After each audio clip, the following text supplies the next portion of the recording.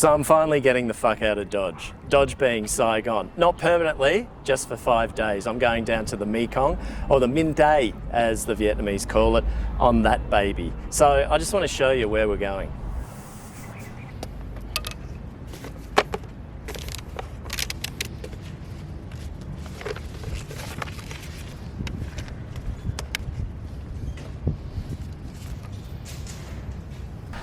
Okay, so here's a little something I prepared earlier. As you can see, I take the utmost of care when I'm planning my trips and plan everything down to the finest detail. So we're in Ho Chi Minh City, just here. And so tomorrow's going to be a big day. I'm going to ride approximately 170 kilometers or so. It's going to take me around about 6 hours, I think, depending on traffic conditions and depending on the weather and stuff like that. Let's see how I feel. Typically, I'm a little bit slack on the motorbike. My ass gets sore about an hour in, and then after that, it's sort of like 1 hour sort of little intervals where I have to stop, pull over and, you know, perhaps have an orange juice or a coconut or something like that, some sugarcane juice, which is prevalent down in the Mekong. Anyway, the first leg, I'm going to go to MEKONG. It's quite a historic little town. I'm not sure if I'm going to stop there yet, but I've always wanted to do a video there, so even if I don't stop there tomorrow, I'll go back there at another time and show you that, because it's actually quite an interesting little town historically. It's about, I'm not too sure how far it is. It's probably, well, I'm a pretty slow driver, so an hour and a half from Ho Chi Minh City approximately, depending on the traffic again. It all comes down to the traffic. And then from MEKONG we turn west and we head for a town called My Tho. And it's important because that's where we come across the Mekong for the first time, the Mekong River. As it's only about 20 or 30 kilometers from the mouth of the river where it flows into the East Sea.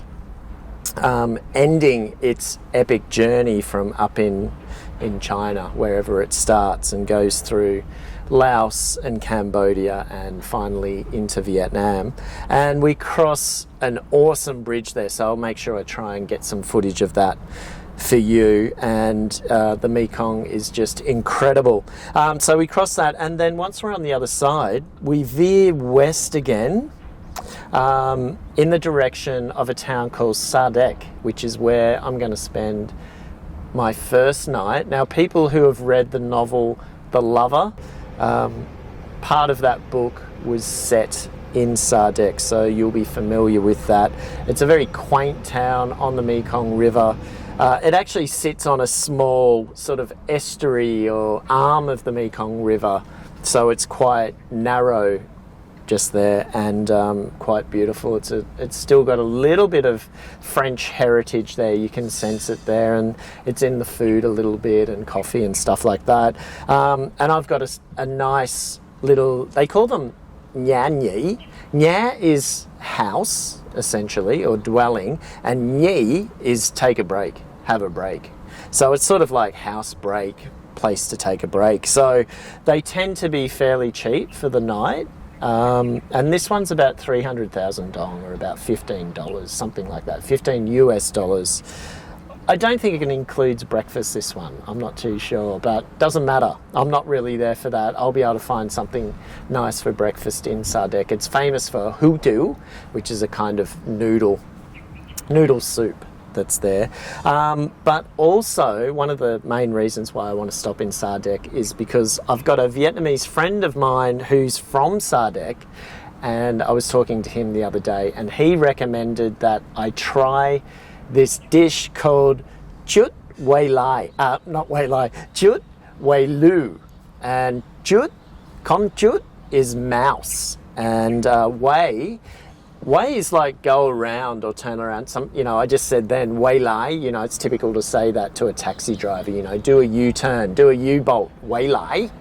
And that's the way they're cooked. And from what I've seen in videos is that the mice, I think they're more of a rat size, to be honest. In Vietnamese, they don't really differentiate between mouse and rat. And so they're caught in the rice fields. So they're prevalent in the rice fields at this time of year because it's rainy season. So I believe they're a pretty easy catch at the moment. And they're cooked in a ceramic, it's like a big pot, big ceramic pot, and hung inside. It's a little bit like how Peking duck, or Beijing duck or something like that you'd be familiar with how that's cooked. Almost like a tandoor, perhaps, but I don't think they taste like tandoori chicken somehow. But yeah, I'm looking forward to that. So hopefully I'll find that place that he recommended and I'll bring you along with me to sample that. So 170 kilometers about on the first day. I'm sure I'm going to have a sore ass from that. Hopefully it takes 6 hours, but there are a number of river crossings along the way. I've got to ride the bike on the ferry, and the ferries vary in age, size, quality, number of passengers depending on the day. And being a Sunday, I expect my first day of the trip to be fairly busy, especially given that it's coming up to sort of the festival season in Vietnam. It's mid-autumn. A lot of mid-autumn festivals are happening. People who live in Saigon or in the cities in Vietnam will have noticed the mooncakes mooncake shops that are starting to pop up, which is a food that is typically eaten at this time of year. Of course, the main reason, though, I'm not going down to the Mekong the main reason isn't to eat mice or rats. The main reason is to go and check out the Khmer festival. There's a large Khmer community, or population rather, in the Mekong Delta still. And I'm going to a town called Triton. So from Sa Dec, on the second day, from Sa Dec to Triton, it's about 100 kilometers, I think. So around about half of what I'm covering on the first day. I expect it to only take a couple of hours, depending on what I see on the way. There's also a very historic and archaeologically significant small town on the way called Op Ao, and I hope to be able to stop there and show you a little bit about that because it's got a fascinating history. So 2 nights in Triton, the main reason being I'm going to find this festival where the local farmers race their prized oxen, and they have these ox races, and it's a very important part of the Khmer celebrations for this time of year. The only problem is I'm not exactly sure where it takes place. It's been a little bit hard to find information online, or precise or exact information about where it is, and I'm hoping that this video will help you guys. It'll give you a little bit more specific information if you're thinking about making this trip as well. I'm really looking forward to it. I'm a country boy. I grew up around cows, and so I think I'll fit in pretty well down there. It'll be very interesting to see what they eat there as well, what they drink, how they party at this time of year. And I believe there are a lot of beautiful Khmer temples around there as well. It's also an area that has a lot of mountains. It's famous for mountains there as well. So I'm looking forward to that, and that's the main reason why I'm staying there for 2 days. And then the final leg is to Châu Đốc on the border of Vietnam and Cambodia. It's the gateway to both countries via land. I believe there are some great temples. There's a lot of great food there. I know that there are things like Jacka. It's a noodle, nuc leo, things like that, which is a noodle soup heavily flavoured with things like turmeric and lots of herbs.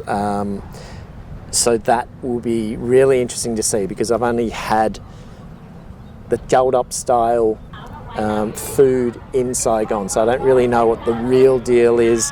The route back to Ho Chi Minh City is 220 kilometres. It's It's a daunting thought to be heading back, the last leg at 220 kilometres. It'll probably take me 6 or 7 hours. So I may have to find another place along the way, along the back roads, and find a nice place along the river somewhere. Perhaps I'll stay there an extra night if I think I can't make it, because I'll be pretty tired by then.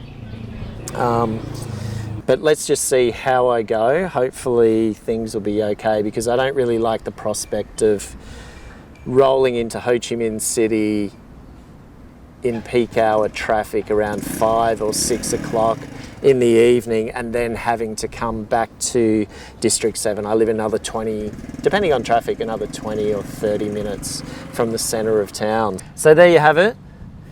Wish me luck. I'm going to try and show as much as I possibly can on this trip, even though it's a very short trip.